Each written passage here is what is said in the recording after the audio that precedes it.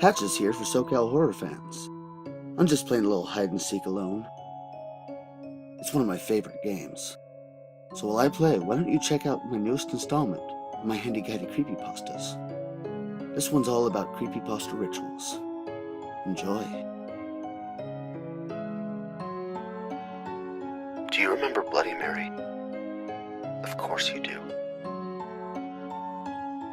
Be it your first sleepover or slumber party, or the first time your parents pawned you off on one of your friends' parents so that they could have some alone time.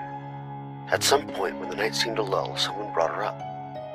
Everyone was having a good time, watching TV, or playing games, and someone said, "Let's call Bloody Mary." You didn't even know who she was, aside from that drink your aunt has every time you go out for brunch. Then they tell you to go into the bathroom and look in the mirror. Why? What's going to happen? Oh, they say, you'll see Bloody Mary. Who's Bloody Mary? You ask, thinking maybe she's the one who came up with the cocktail. Then they tell you the story. Well, they tell you a story anyhow.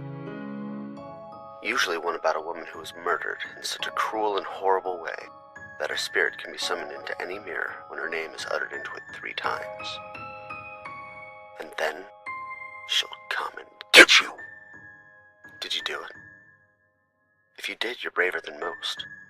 Of course, this is only one of a million rituals, and as I'm sure you know, not all of them are true. However, better safe than sorry. Whether you want to have a chat with Lucifer or play hide-and-seek alone, here are some safety guidelines to creepypasta rituals.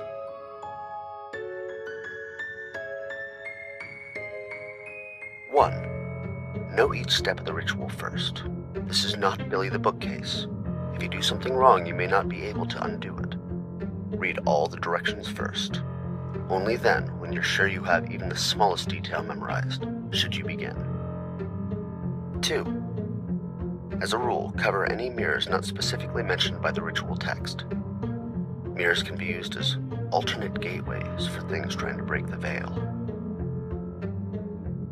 3. If the ritual says to perform it alone, you must perform it alone. Alone means with no other living thing present. That means cats, dogs, hamsters. Hell, get the flies and spiders out of the room where the ritual is being performed. There's no telling what havoc a demon-possessed spider could wreak. 4. Cleansing and protection. Don't half-ass it. If the ritual says red thread, don't use magenta twine. If it says seawater, don't use Morton's and tap. The instructions are step by step and specific for a reason. 5. Double check your text. Rituals vary from source to source. Always play it safe. If one says to have a cup of rice on hand, and another says a pound, bring the whole 2-pound bag. If you really need it, you probably won't have time to pop down to the Piggly Wiggly. 6. Collateral damage. There's always the chance that something will go wrong. And if something does go wrong, it will go very wrong. Best not to do any of these in a public space. Make sure you're alone. Don't let your bad decisions affect your loved ones. Also, see number 3. If a possession is a possibility, then get away from anyone who does love you. They may be even more suggestible when it comes to you. 7. Don't trust your eyes. Things may not always be as they seem. Read everything twice. Learn how to check depth perception with each eye independently. You may not have both available by the end of the ritual. 8. Never say your name aloud. There is, so I'm told, power in your name. Don't give it freely, especially if the one asking is on the other side of a mirror pane. 9. Remember how to end it. I don't mean to drive the point home, but how often do you start cooking something, throw away the packaging, set a timer, and by the time the timer goes off, you forgot what the next step is? And that's without the stress of eternal cactus buggery. 10. Don't. I mean it. Don't do it. Possibility of damnation, possession, loss of life, alienation of friends and family, rend limb from limb aside. Not to mention, a lot of these rituals will instruct you to do things that are illegal.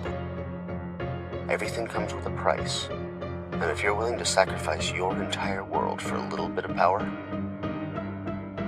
imagine what something that could grant you that power would take. Leave the rituals alone. You want power, danger, excitement? Dance around your backyard naked on the full moon. You'll be safe, and your neighbors will get a kick out of it.